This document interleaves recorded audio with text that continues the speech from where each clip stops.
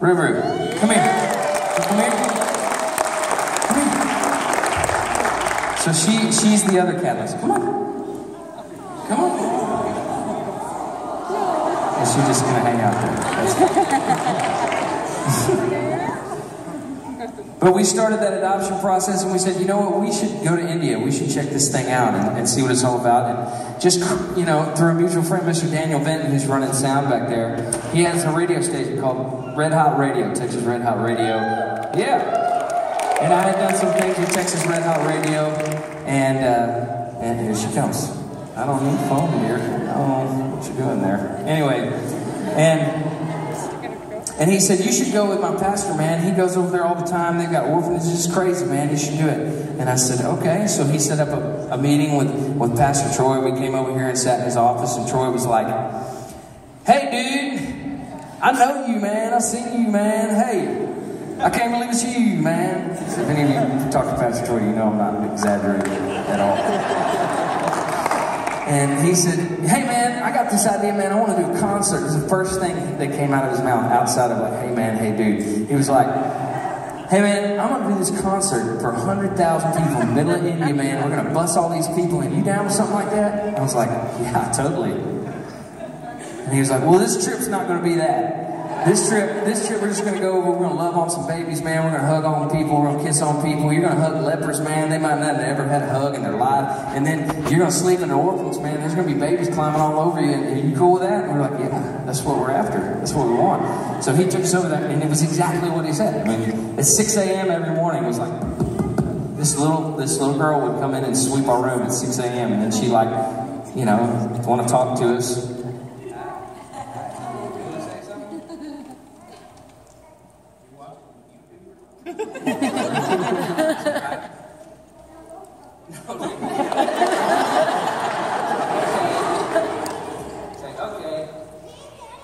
Say like 6 words. That's all right. She's just licking the microphone.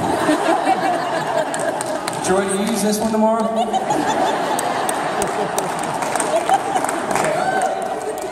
No, stop. So anyway, I'm going to talk a little bit more about the Hope Home, but I just have to say, if it wasn't for Troy, we wouldn't have had the impact that we had. And God just showed up in such a way that just changed Katie and I, changed our life. And you know, we got this little girl, we started another adoption process. We went down to Houston, and on our way back from Houston, well, I should tell this like it was. I was laying in bed watching a video of these little Indian babies dancing around, and this guy named Georgian Barnoff was playing fiddle in the middle of them. And I said, man, I want to do that. And then I showed it to Katie, and she said, we should just start our own orphanage.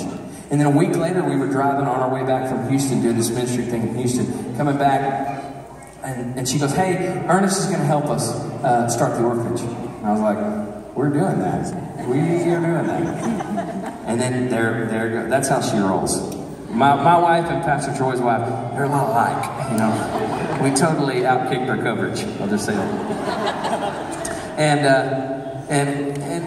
And the process is just, it's changed our life because we went over to our little village. It's called Madampally. It's about an hour and a half outside of Hyderabad, India, and there's 3,000 people that live in a village that they draw water from 3 wells.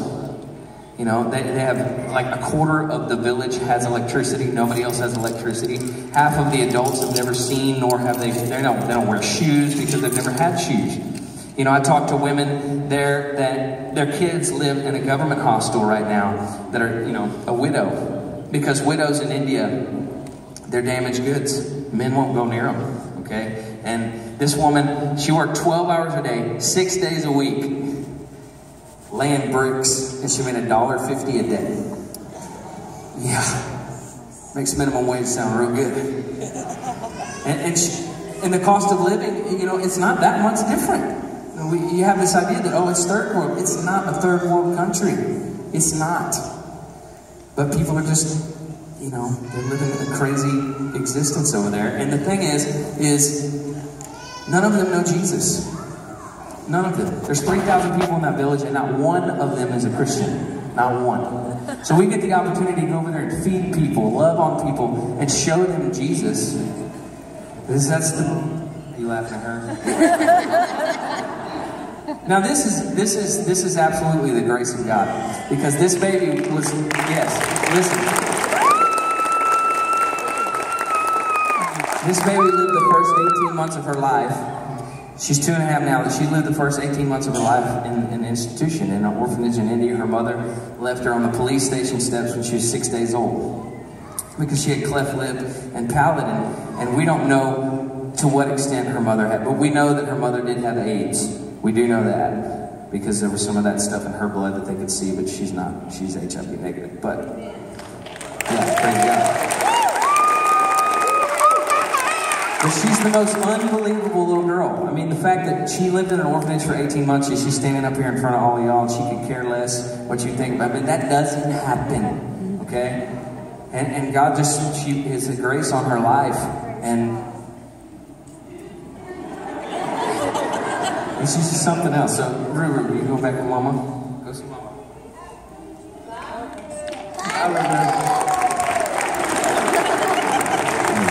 I know you can't get into a concert, so I'm gonna play music, but you have to know the heart behind why we're doing this. Otherwise, it doesn't matter. Because here's the thing. I got to play music. I played music for 10 years of my life in bars and clubs all over Texas, South, here, there, everywhere. And I enjoyed it. Music is my passion. But when God pulled me out of that, I didn't know that I would ever go back and do it again. Because I just surrendered my life to Jesus, and it was about, whatever you want me to do, man, I'll do it. If you never want me to sing again, okay, fine. I'll just go tell people about Jesus. Because if you are what you say you are in this word right here, then it's worth everybody knowing. And so that's what I decided to do, and then God has let me do this. I always, you know, it's such a blessing. Next week I'm playing in a bar. I'm playing in a bar that when tickets went on sale, sold out in 90 seconds.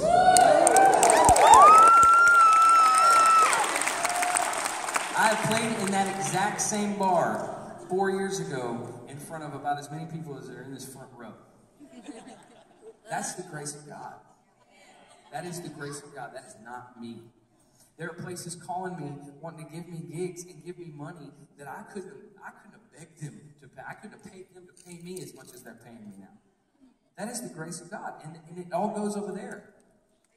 It all goes over there because they deserve it.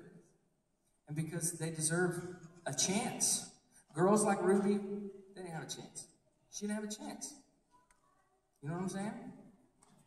Yeah.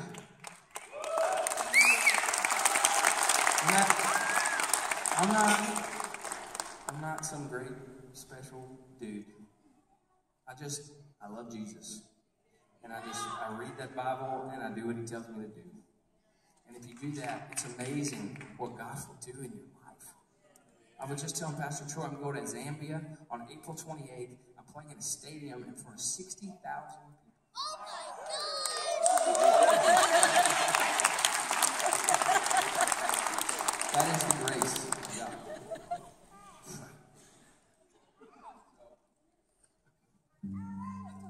I'm going to play you this song.